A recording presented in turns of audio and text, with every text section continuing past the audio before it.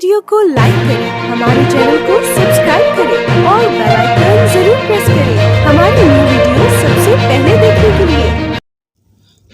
ત્યારબાદ આવી રહેલા મહત્વના સમાચારની વાત કરવામાં આવે તો પેપર લીક 5 વર્ષની અંદર 1.40 કરોડ ઉમેદવારો શિકાર બન્યા। 15 રાજ્યોની અંદર 41 સ્પર્ધાત્મક પરીક્ષાઓ રદ કરવી પડી હતી।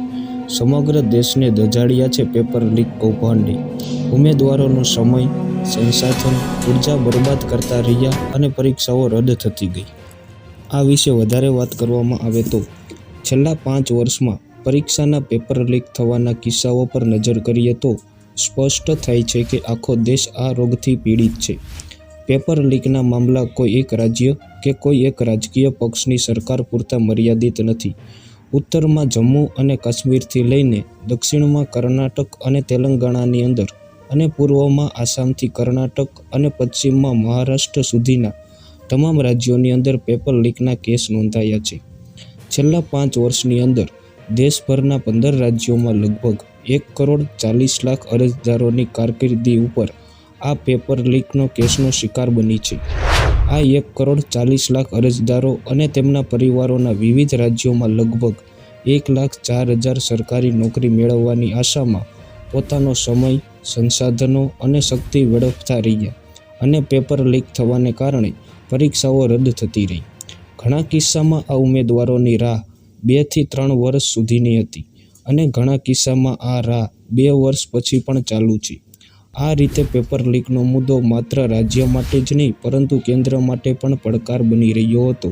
તમામ રાજ્યોમાં પેપર લીક થવાની પદ્ધતિઓ અલગ અલગ રહી છે।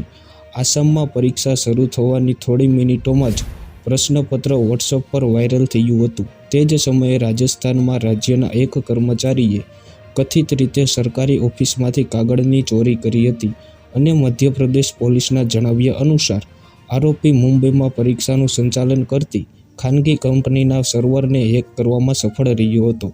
જ્યારે મહારાષ્ટ્રમાં એક વિદ્યાર્થીએ સોશિયલ મીડિયા પર પેપર લીક થયાના દાવો કરતા પોલીસનો સંપર્ક કર્યો હતો। જવાબદારી ખૂટે છે? ઘણા કિસ્સામાં માત્ર તપાસ જ ચાલુ છે।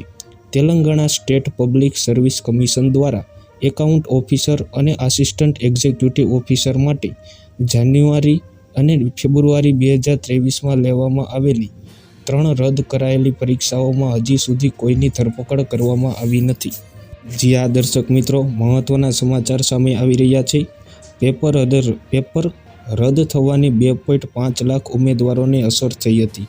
આ ઉપરાંત ડિસેમ્બર 2023ની અંદર તેલંગાણા વિધાનસભા ચૂંટણીને કારણે પુનઃ પરીક્ષા પણ રદ કરવામાં આવી હતી।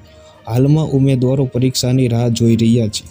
હરિયાણામાં ગયા વર્ષે 15 જાન્યુઆરીએ રાજ્ય જાહેર સેવા આયોગ દ્વારા પેપર લીકની શંકાના આધારે 383 ચિકિત્સકોની ભરતી પરીક્ષા રદ કરવામાં આવી હતી। હાલમાં આ મામલામાં કોઈ એફઆઈઆર નોંધવામાં આવી નથી, ન તો પરીક્ષા ફરીથી શેડ્યુલ કરવામાં આવી છે।